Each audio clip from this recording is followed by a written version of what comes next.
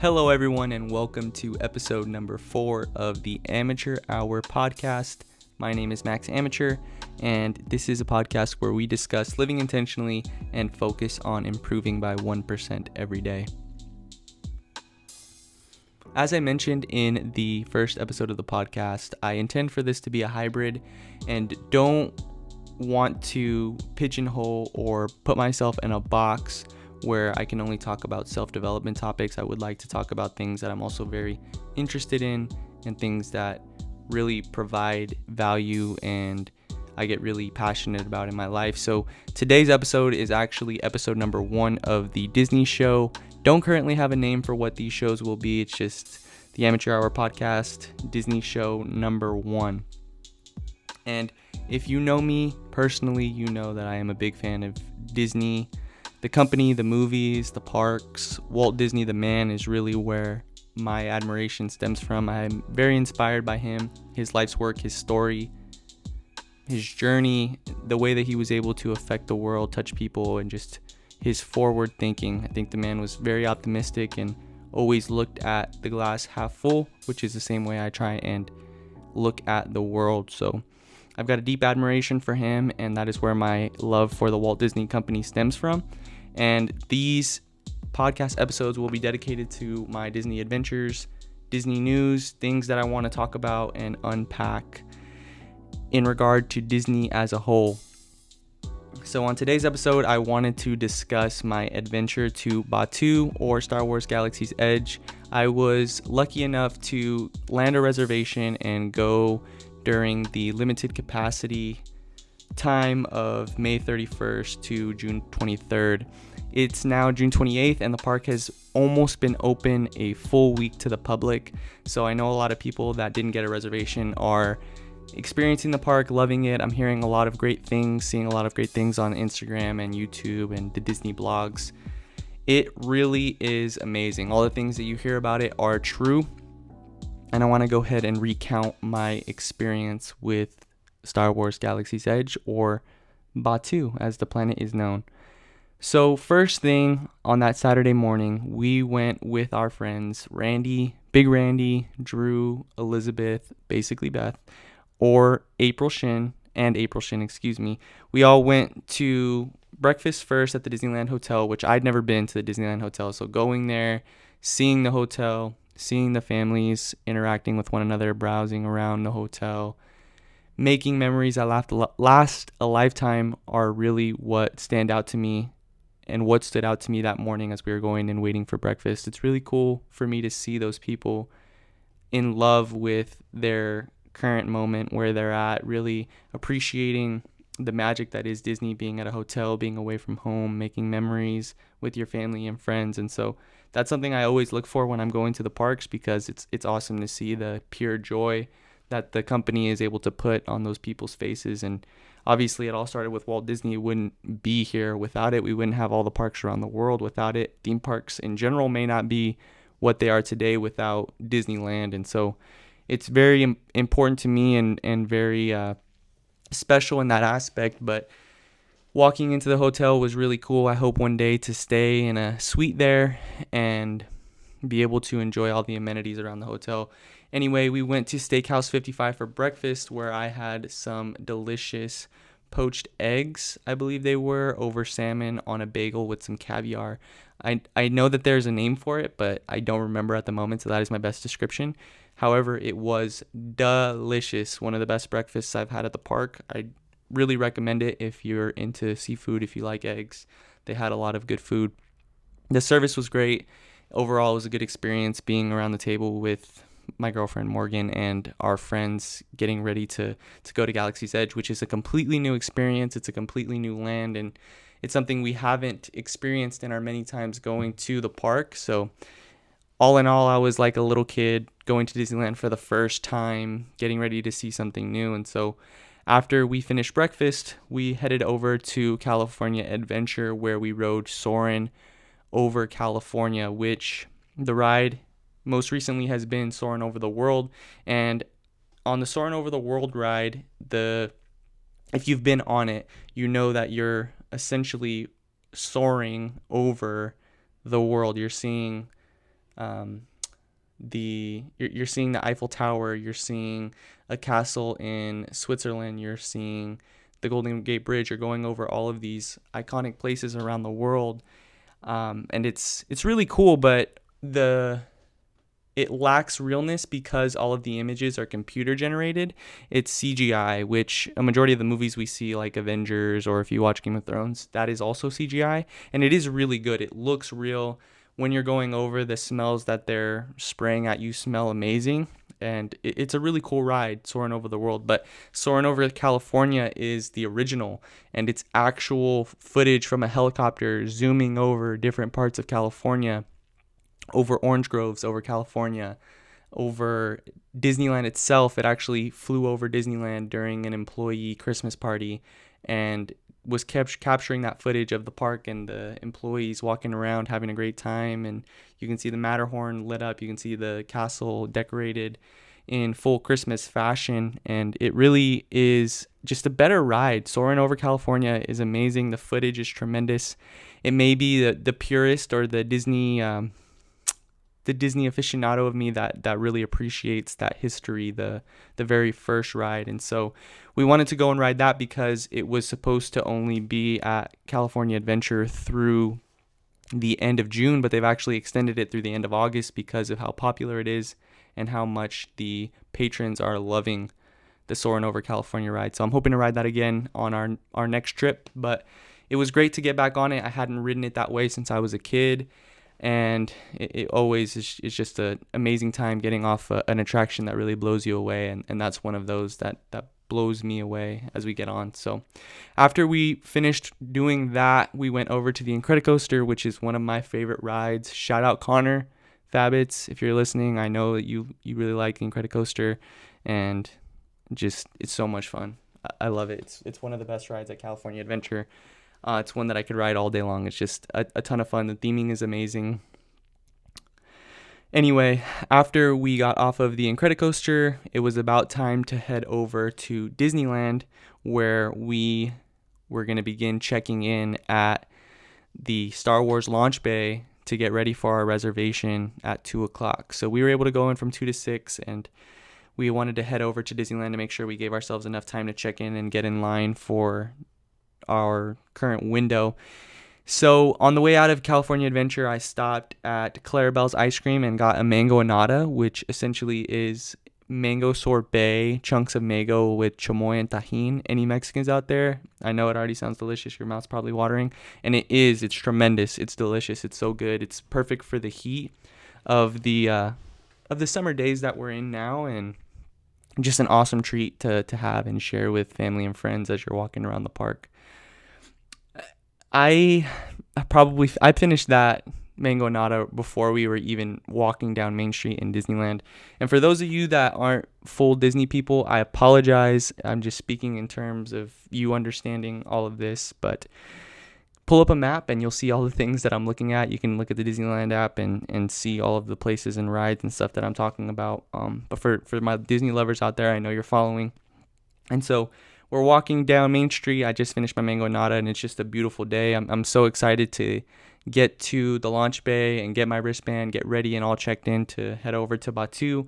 And so we head over to the launch bay, which is in Tomorrowland, and it's nowhere near Galaxy's Edge. So after we check in, walk around, look at the merchandise, look at some of the cool things that the launch bay has, we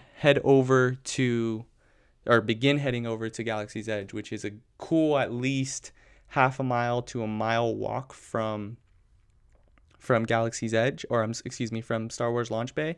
So as we're doing that, it's getting warmer, and it's about 12:45, 1 o'clock, so we still have about an hour to wait to actually get into Galaxy's Edge.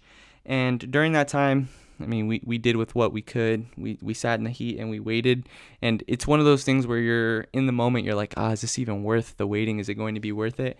And let me tell you, it was so worth it. So once 2 o'clock came, we were all escorted to one of the entrances in Galaxy's Edge that's closest to the Hungry Bear.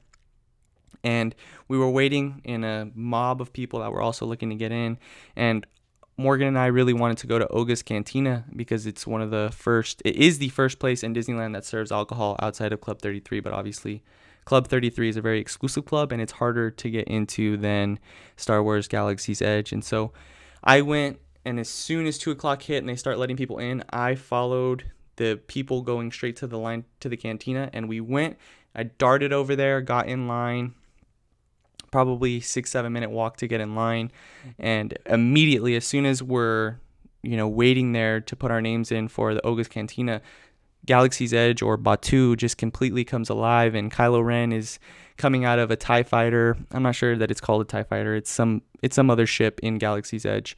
Anyway, he's coming out of it with a couple stormtroopers, and they're putting on a little show, and he's out and he's looking for the Resistance, the rebel spy, and it's amazing. It completely, as you're in the land, you completely forget that you're in Disneyland. The theming is tremendous. The cast members are tremendous. When you're paying for things, they're asking you for credits versus dollars. And once I was done putting our name in, well, Morgan actually tag teamed me out. She stood in line for the last 5 minutes, put our names in, and then they told us that we would be getting a text for our return time to go to Oga's. And so we're about 20 minutes into our reservation. So we're like, perfect, we'll get in about an hour and a half or whatever. They told her an hour 45 minutes. And so we're planning riding the Millennium Falcon Smuggler's Run all around that. And as I left her, as she's, finishing doing the reservation for me, I'm going to ask a cast member, do you know where this gift card is? Because they were selling this specific gift card that was like it looks like a little chip. It really looks like it's from outer space, and you could load it up with credits or money. And I really wanted it as a souvenir, and also it's really cool to put your money on there because you can spend it all around the park. So I'm asking her about that, and she's like, oh, do you mean a credit card or something? She didn't use credit card, but she used a term that was pertinent to Batuu. It was very spacey term that she gave me for this gift card that I wanted to buy. And she's like, no, that we don't have any. They're all sold out. Hondo should be giving us another shipment really soon. And so they're very, very in tune with their story and the storyline that Disney has created with the land of Batuu. So all in all, just in the first 25 minutes, I'm very blown away with what I'm seeing and what I'm experiencing. Once Morgan got out of line and caught up with us, we were kind of hanging out, figuring out what we were going to do next. I know that after we got all of that situated, we knew that we were going to go to the cantina. About 2 hours later, we started figuring out the things that we wanted to do, and we were hungry, so we were kind of waiting out the people that were still in the land that were going to be trickling out, giving us some more room. And we ended up going to Docking Bay 7, and I got Morgan a Ronto wrap from Ronto's, I think it's called. I don't know the name of the restaurant right off the top of my head, but she said she really liked it. It was like a sausage wrapped in some sort of slaw with like a tangy sauce on pita bread. She said it was pretty good. What I had were the ribs with a blueberry cornbread and a tangy slaw. I wasn't a big fan of the slaw, but I'm not a big coleslaw person. The ribs were actually really, really good for it being a theme park. The food tasted great. The blueberry cornbread, or the corn muffin, was incredible. It was so good. It's something like I've never tasted before. It tastes like cornbread but with blueberries in it, and it's very out of this world. It's not something that I would ever think to try or seek out, or that I even knew existed. And so the theming on that food was A1. It was very good, and it tasted very good. So that's win-win. It was pretty affordable. It was like $16-17 for the ribs, but they are ribs, so I mean that's pretty affordable considering the price of ribs at a restaurant. And so I was very happy with the food. That was the only meal that we ate in the park or in Galaxy's Edge. The other thing to note is that in Galaxy's Edge you can't get a churro and you can't buy popcorn. Those things that you can easily access in Disneyland are no longer available to you in Galaxy's Edge, because you really are taken from Disneyland. You're no longer in Disneyland. You're in Batuu. It's completely different. And At the beginning, I was very skeptical of how this new land would fit in with the history of Disneyland, but they do a good job just taking it so far out and getting you away from Disneyland itself that you forget. You don't hear the sounds of Disneyland. You're hearing the sounds of ships flying over Black Spire Outpost. So it is really blowing me away as I continue to recount the experience. It is very good. So after we ate, we had, I don't know, 3 hours, 2.5 hours left, and we figured, oh, well, our reservation will be coming up soon to Oga's, and it didn't end up happening. It ended up taking much longer than we thought, and we didn't want to wait. So we ended up going to Oga's and asking, hey, what do? We don't know if we should get in line for Smuggler's Run because it's about a 30-minute wait right now, and we don't want to be in line and then get texted and then miss our reservation.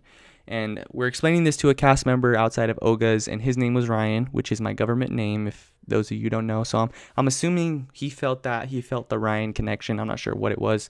But he looks at Morgan, my girlfriend, and he says, bring your party, because her and I are the only ones that went up and explained to him our situation. He said, how many are in your party? And we let him know 6 people. And he said, bring them to me and I'll take care of it. And so we're like, okay, whatever you say, Ryan, we're going to go do it. And so we're struggling. We're running around. This guy tells us to go find our party. And we're like, okay, like we need to do this.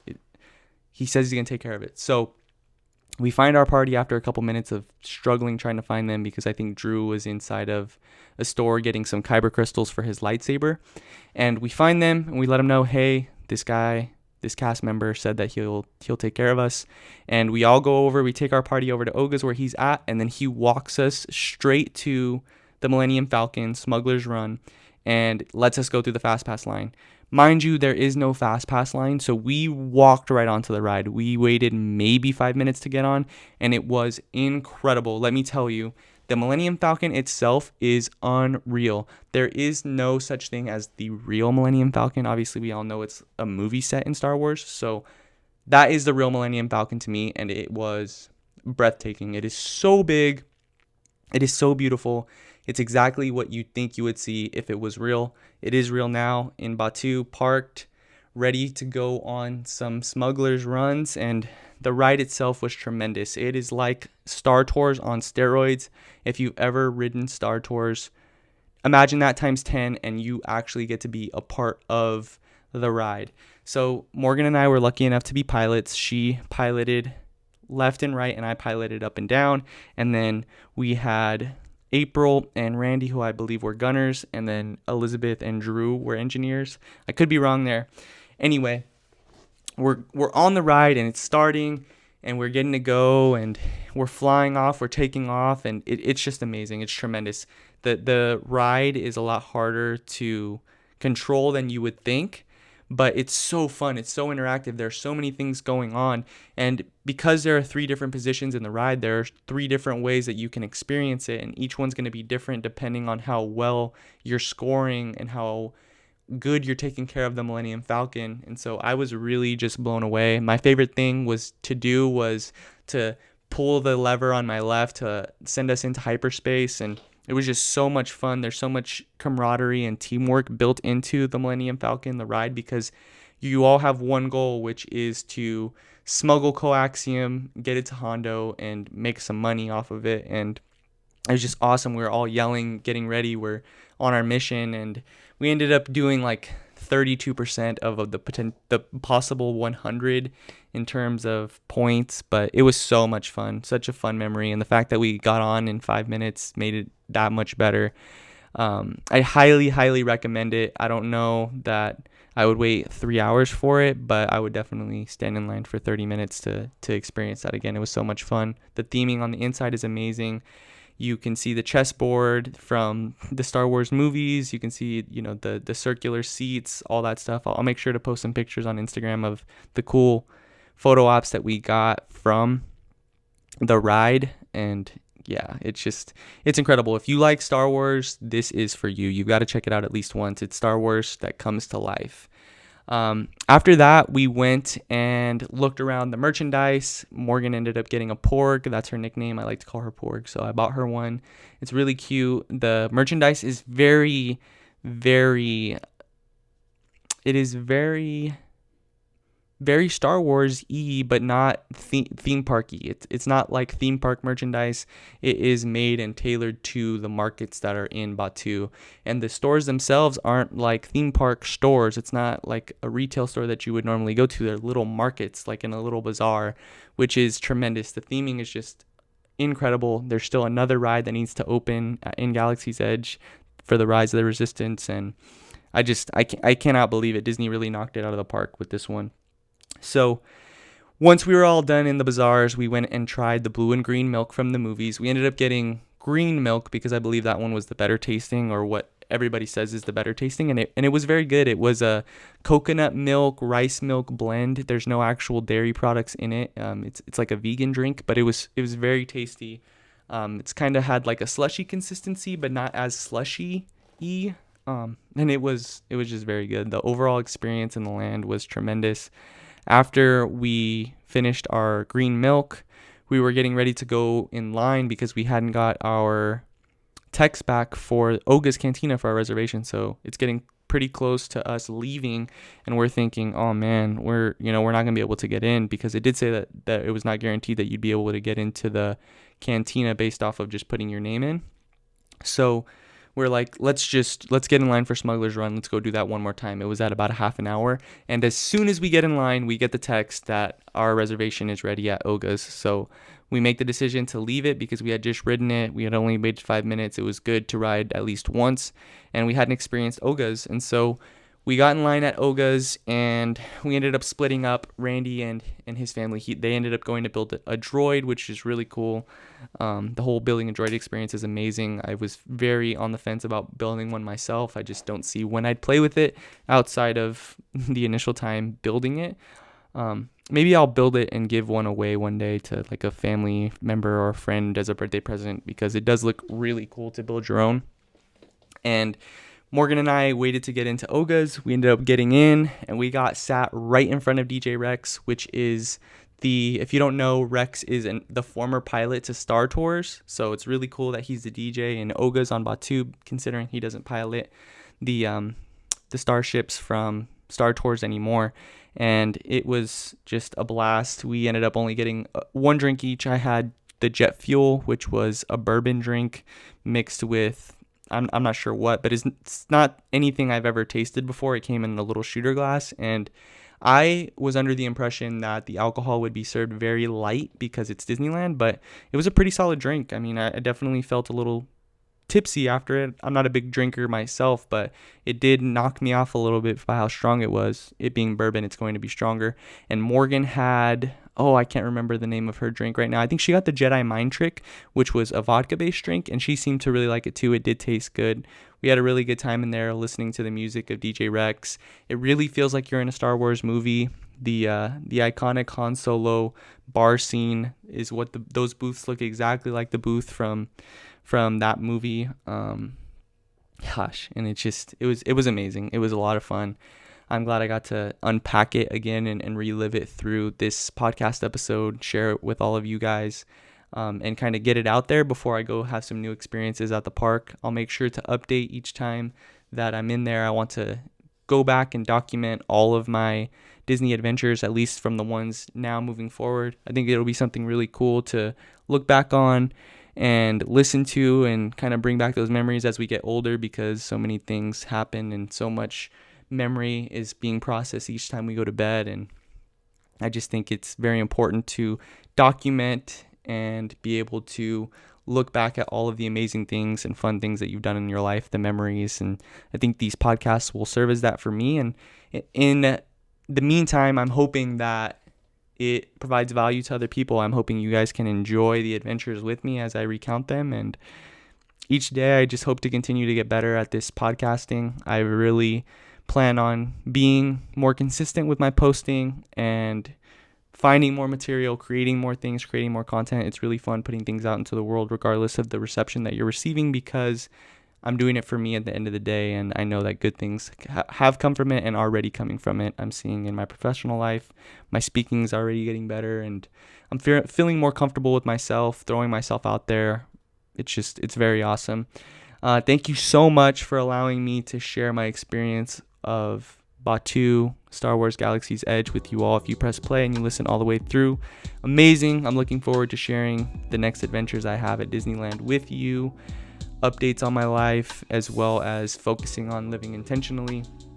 I will double back and hopefully one day have an episode about, or I will have an episode one day about how theme parks, Disney fits into my life, being a minimalist and being someone who chooses to live intentionally. I think there's a happy balance with everything, and that's just what I'm seeking to find each and every day, but also not depriving myself of the things that I love. So thank you all so much for listening. I appreciate your time, energy, and attention. Remember that my podcast, the Amateur Hour podcast, is now on Apple Podcasts, so you can listen to it a lot easier. I'm hoping this next week, I hope to continue to churn out some episodes, have some great content posted for you guys on Mondays for your week. Get you an episode to get you through your week, through your Monday. I appreciate all the time, energy, and attention. Again, if you can, make sure to rate and leave a rating on Apple Podcasts. That'll help with getting the show out there. Make sure to subscribe if you're enjoying what you're hearing, and leave me any type of feedback that you'd like. I love the dialogue. Thank you so much, and I hope you all have a tremendous week. Happy 4th of July. Namaste.